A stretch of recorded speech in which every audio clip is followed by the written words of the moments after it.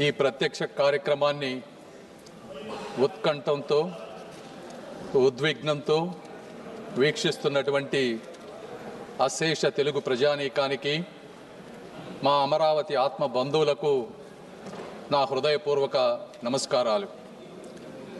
ఆంధ్రుల కలల రాజధానిగా అమరావతికి చట్టబద్ధత కల్పిస్తూ అమరావతి ఆంధ్రప్రదేశ్కు ఏకైక రాజధాని అని ప్రస్తావిస్తూ దేశంలోనే మొట్టమొదటిసారిగా రాజధానిని నిర్మించే ఈ చారిత్రక ఘట్టంలో అమరావతి బిడ్డగా ఈ సభలో ప్రసంగించటం నాకు అదృష్టంగాను గౌరవంగాను భావిస్తున్నాను.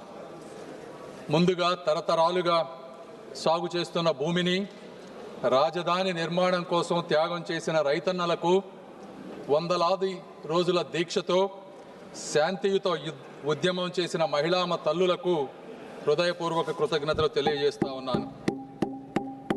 సార్, కృష్ణానది ఒడ్డున, ఆంధ్రప్రదేశ్ నడిబొడ్డున ఉత్తర దక్షిణ ప్రాంతాలకు సమాన దూరంలో 3000 సంవత్సరాల నాగరికతకు నిదర్శనం ఈ అమరావతి. శాతవాహనుల సామ్రాజ్యానికి సాక్ష్యం ఈ అమరావతి. సంస్కృతి, శాంతి, విజ్ఞానానికి యుగయుగాల నిలయం ఈ అమరావతి.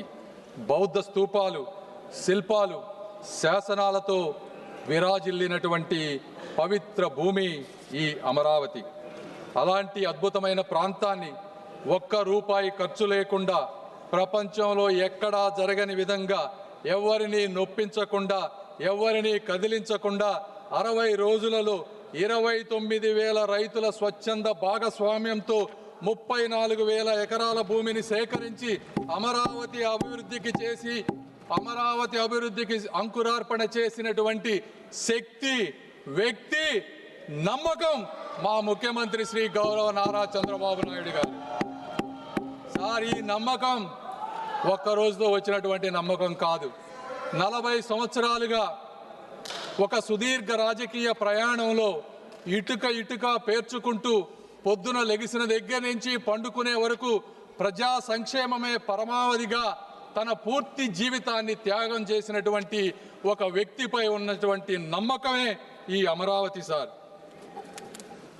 ఆ వ్యక్తిని నమ్మి, రాష్ట్ర హామీని నమ్మి ప్రపంచ స్థాయి రాజధాని వస్తుందని తమ పూర్వీకుల జీవనాధారాన్ని అక్కడ రైతులు వదులుకున్నారు. సార్, 2019 ఆంధ్రప్రదేశ్ జరిగినటువంటి సార్వత్రిక ఎన్నికల్లో ఆ రోజు ఉన్నటువంటి జగన్మోహన్ రెడ్డి గారు పాదయాత్ర చేసి ఊరు తిరిగి, ఈ ప్రాంతం చిన్న ప్రాంతం, ఇక్కడ 3 రాజధానులు సరిపోవు, ఈ అమరావతిని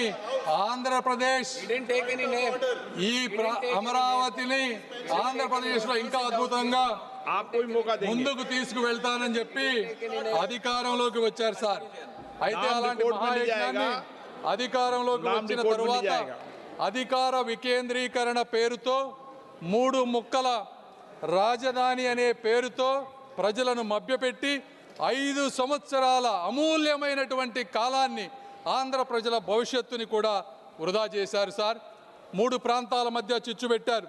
సార్, నేను ఇక్కడ చాలా బాధతో కొన్ని విషయాలు చెప్పాలనుకుంటా ఉన్నాను. ఇది రాజకీయ విమర్శ కాదు. సార్, 29,000 మంది రైతులకు జరిగినటువంటి అన్యాయం, అవమానం గురించి మాట్లాడాలి. సార్, ఆ రైతులని పెయిడ్ ఆర్టిస్టులని పిలిచారు. సార్, ఈ సభలో ప్రస్తావించలేని వ్యాఖ్యలతో మహిళలను ఇబ్బందులకు గురి చేశారు. వారిని చూసి నవ్వారు. అమరావతిని మర్చిపోమ్మన్నారు. 30-40 సంవత్సరాలు తన భూమిలో పంటలు పండించిన రైతులు వారి గ్రామాల్లో తిరగటానికి ఐడి కార్డులు చూపించమన్నారు. సార్, 144 సెక్షన్ అమలు చేసి వారి స్వేచ్ఛను అడ్డుకున్నారు. సార్, ఈ బాధ ఇక్కడితో ఆగలేదు. న్యాయస్థానం నుండి దేవస్థానం వరకు 45 రోజులు మహాపాదయాత్రలో రైతులను అమానుషమైనటువంటి హింసకు గురి చేశారు. మేకులతో ఉన్నటువంటి లాఠీలతో వారిని కొట్టారు. సార్, గర్భిణీ మహిళలపై బూట్ల కాళ్లతో తన్నారు. ఆఖరికి మహిళా దినోత్సవం రోజున ఆలయానికి వెళ్ళినటువంటి మహిళలపై కూడా దాడి చేశారు. సార్, వారి భోజనంలో ఇసుక వేశారు. అయినా కూడా వారు ఎక్కడా కూడా వెనకడుగు వేయలేదు.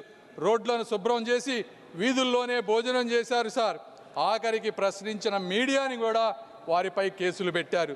ఇది 1631 రోజులు జరిగినటువంటి అమరావతి వ్యధ కథ అని ఈ సభాముఖంగా తెలియజేసుకుంటున్నాను సార్. అయితే ఆ రోజు వారు ఆ తల్లుల కన్నీళ్లే ఈరోజు ఈ చట్టానికి పునాది రాళ్లుగా మారుతున్నాయని వారు గ్రహించలేకపోయారు సార్. ఈ వైఎస్ఆర్సీపీ ప్రభుత్వాన్ని కానీ అప్పటి ముఖ్యమంత్రి గారిని కానీ ఈ చరిత్ర ఎప్పటికీ మర్చిపోదు సార్. ఈరోజు ఒక రాష్ట్రం అభివృద్ధి చెందాలి అంటే రాజధాని అత్యంత కీలకమైన పాత్ర పోషిస్తుంది సార్.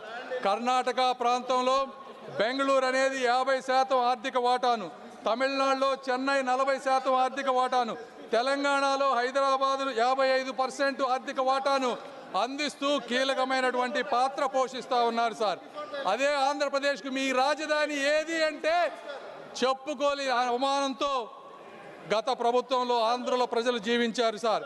ఇప్పుడు నిర్మించబోయేటువంటి అమరావతి ఆంధ్రప్రదేశ్ ఆర్థిక వ్యవస్థకు ప్రధాన కేంద్రంగా రూపుదిద్దుకొని రాష్ట్ర అభివృద్ధికి ఒక గ్రోత్ ఇంజిన్ గా కూడా మారబోతోంది సార్. సాధారణంగా అభివృద్ధి అంటే భూసేకరణ పరిహారం మాత్రమే. आप भी ध्यान रखना जो सदन के सदस्य नहीं हो तो आप पूर्व के विषय को नाम मत लो और रख दो. आप भी मत लेना, ये भी नहीं लेंगे. चलिए. సార్, కానీ ఆర్థిక వ్యవస్థలో మొట్టమొదటిసారిగా ఒక పేద రైతుని భాగస్వామ్యం చేసి ఆర్థిక అభివృద్ధిలో వారిని కూడా ముందుకు తీసుకువెళ్ళేటువంటి మార్గం ఈ అమరావతి దేశానికి చూపించింది సార్. 2014 ఆంధ్రప్రదేశ్ పునర్వ్యవస్థీకరణ చట్టం ఆ రోజు రాష్ట్రానికి ఒకే రాజధాని ఉండాలని నిర్దేశించింది సార్. అయితే ఆ సమయంలో ఆ రాజధాని ప్రాంత పేర్కొనకపోవటం వల్ల చట్టపరమైనటువంటి అనిస్థితి రాష్ట్రంలో రాజకీయ అస్థిరతకు దారితీసింది. ఈ విషయంపై హైకోర్టుకి రాజధాని రైతులు వెళ్ళినప్పుడు 2022లో ఆ రోజు ఉన్నటువంటి ఫుల్ బెంచ్ ఒక స్పష్టమైన తీర్పునిచ్చింది. రాష్ట్ర రాజధాని నిర్ణయించటం లేదా మార్చటం వంటి అధికారాలు రాష్ట్ర అసెంబ్లీ పరిధిలోకి రావని, ఆ అధికారం కేవలం పార్లమెంటుకు మాత్రమే ఉందని స్పష్టం చేసింది. దాని ఆధారంగా ఆంధ్రప్రదేశ్ కేబినెట్ ఆంధ్రప్రదేశ్ రాష్ట్ర రాజధాని అమరావతి అని ఏకంగా తీర్మానం చేసింది. అధ్యక్ష, పెట్టుబడి మరియు అభివృద్ధి